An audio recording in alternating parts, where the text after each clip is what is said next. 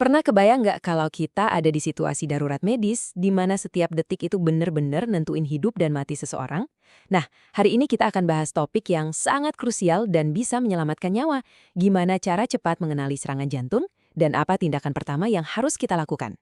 Coba kita mulai dengan satu pertanyaan penting yang mungkin suatu saat nanti bisa menimpa Anda atau orang yang Anda sayangi. Kira-kira Anda sudah punya bekal pengetahuan yang cukup belum untuk bertindak? Dan tahu nggak, seringkali penghalang terbesar untuk bisa selamat dari serangan jantung itu bukanlah kurangnya rumah sakit atau fasilitas medis, tapi sesederhana kurangnya informasi yang dimiliki oleh masyarakat umum.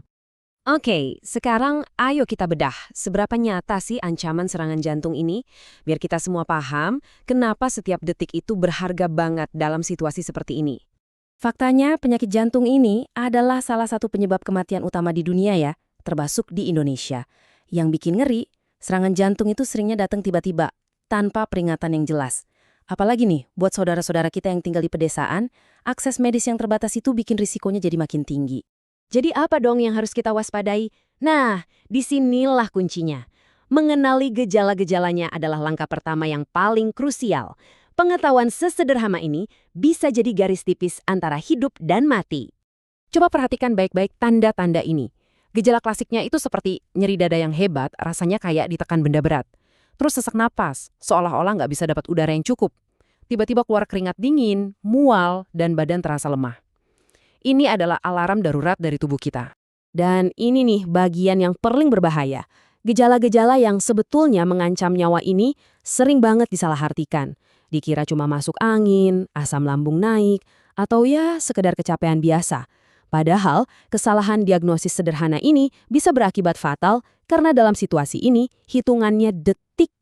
Biar lebih kebayang, kita lihat langsung yuk contoh nyatanya. Ada sebuah kisah yang sangat menginspirasi dari Desa Lalimbue yang menunjukkan gimana edukasi bisa benar-benar jadi pahlawan. Jadi, ada sebuah tim dari Universitas Halu Oleo yang turun langsung ke sebuah desa di pedesaan namanya Desa Lalimbue. Misi mereka? Mengatasi kesenjangan pengetahuan ini dengan mengadakan pelatihan pertolongan pertama. Dan hasilnya? Luar biasa. Lihat deh angka ini. Sebelum ada pelatihan, yang paham soal gejala serangan jantung cuma 20%. Sedikit banget kan?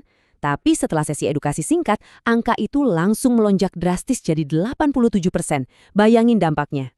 Hal yang sama terjadi pada pengetahuan tentang resusitasi jantung paru atau yang kita kenal sebagai CPR. Pemahaman mereka meroket dari yang tadinya cuma 10% jadi 80%.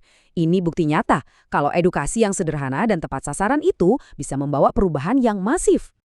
Nah, mungkin Anda penasaran, CPR itu sebenarnya apa sih? Kenapa keterampilan ini krusial banget sampai harus diajarkan ke warga desa? Mari kita bahas.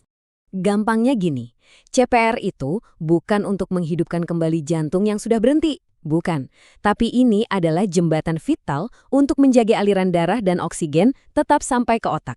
Istilahnya, kita lagi membeli waktu sampai bantuan medis yang profesional datang. Jadi, tujuan utamanya adalah menstabilkan kondisi pasien dan mencegahnya jadi lebih buruk.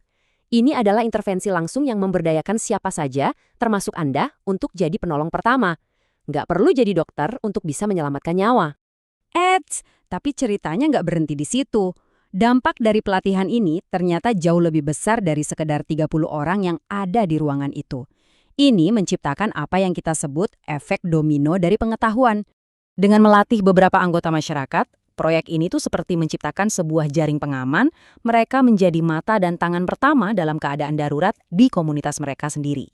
Seperti yang disebutkan di sini, pelatihan ini berhasil menciptakan agen-agen perubahan. Maksudnya apa? Para peserta ini terinspirasi untuk nggak menyimpan ilmunya buat diri sendiri. Mereka membagikannya lagi ke keluarga, ke tetangga, sehingga menciptakan efek berantai kesiapsiagaan di seluruh desa. Perubahan ini bukan cuma soal keterampilan loh, tapi juga soal mentalitas. Masyarakat yang tadinya mungkin bingung dan panik, sekarang beralih menjadi lebih percaya diri. Mereka siap dan mereka tahu apa yang harus dilakukan.